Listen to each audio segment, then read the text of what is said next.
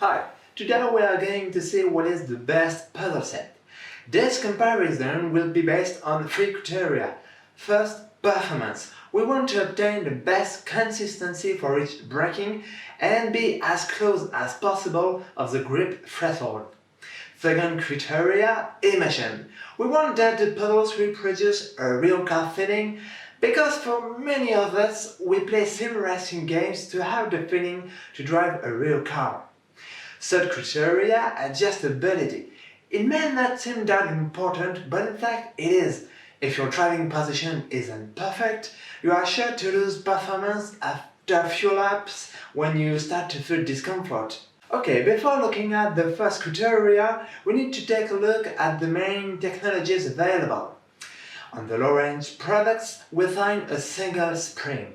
It provides a linear resistance. You can find it on the Logitech G29, and this is the most basic system. Then we find combinations of metal springs and elastomeric springs. The benefit of this choice is to have two different resistance and obtain a response according to the pedal travel that look like this one. You have two lines and the intersection of the two lines give you a clear reference point.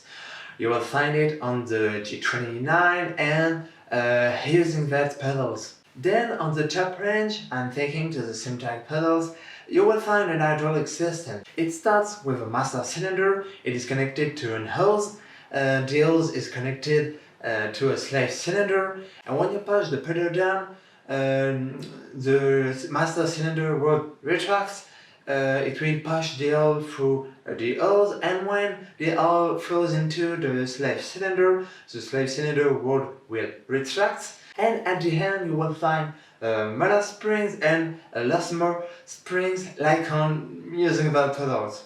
The advantage of this system is that you can easily tune the feeling by mounting other springs. Then you find air springs, but it reacts exactly like metal springs.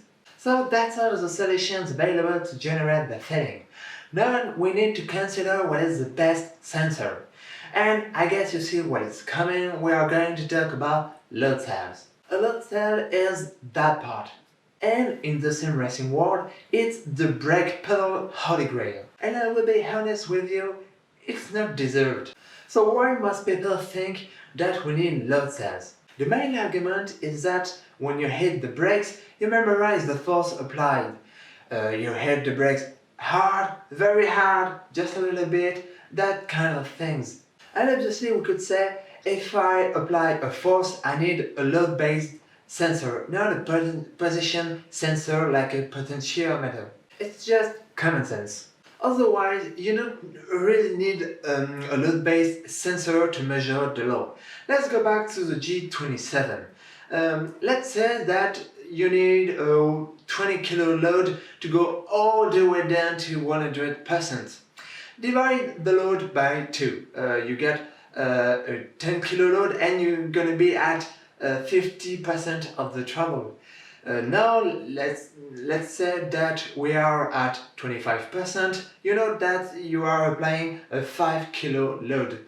So you understand that the load and the position are linked together, and if you know one of them, you know the other. And even with more complex combinations of springs, manufacturers could easily write the mathematical formula that would give you the load according to the position. So now you may wonder, why are we paying for load cells? Well, I think it is more convenient for manufacturers. With load cells, you are sure to have a 100% fidelity to the load applied, and it will automatically adapt to spring changes. But I think it's also a big marketing argument. It's more appealing to tell people that they are applying forces, that saying to them that they are just making a metal part moving. So now we are here to find out what are the best pedals. And first criteria, which pedal set will make you faster. And here I guess you are expecting me to say Well, using that pedals are really great, but maybe the Simtag ones are a little bit better, and in fact, not at all. To obtain the best consistency, you need to have reference points on the pedal travel. On most pedals, it will be the resistance shifts. By example, on my brake pedal, at the end of the Monza straight, I know that I need to reach the resistance shift and go just a bit further. For other turns, it will be just before the resistance shifts. So you understand that an effective pedal will be a pedal with multiple reference points, and it could be achieved with, by example, using 3 or 4 springs. If you are using 4 springs, you're gonna have a resistance according to the pedal travel looking like this one. You see that you have 3 resistance shifts and it gives you 3 reference points. With a single spring system, the only resistance shift will be at the end of the pedal travel. On that kind of pedal, you will tune the car brakes in order that on the biggest braking, the grip threshold matches the full pedal travel. So in theory, if you want an extremely effective pedal, you just need to take any pedal and just put a lot of clicks among of the pedal travel, click, click, click, click, and it would give you a lot of reference points for each turn. But on another side, you could just memorize the position or the load needed for each braking, and in this case any pedal would do the job. And in this case you will be more effective, because if on your pedal you reach your reference point and then you move a little bit, you will lose performance. You will lack the wheels if you are braking too much, or you will lose performance if you brake too less.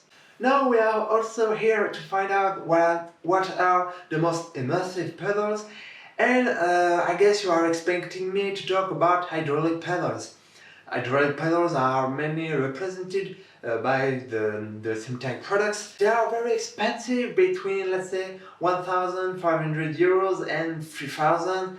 So before buying one of them, you may wonder, do I really need an hydraulic system to have an immersive feeling? Well, I had the chance to try out the Simtag pedals, not for a very long time, but honestly I was a bit disappointed. I was expecting something more immersive, and it clearly didn't thrill me. So I spent quite a long time thinking about it, thinking why it didn't work.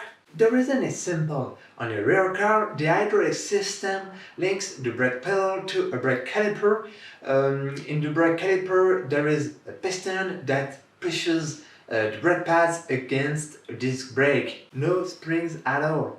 While in the Simtag, the hydraulic system links the pedal to a slave cylinder, and on the slave cylinder you will find metal springs and elastomer springs, like on using that G29.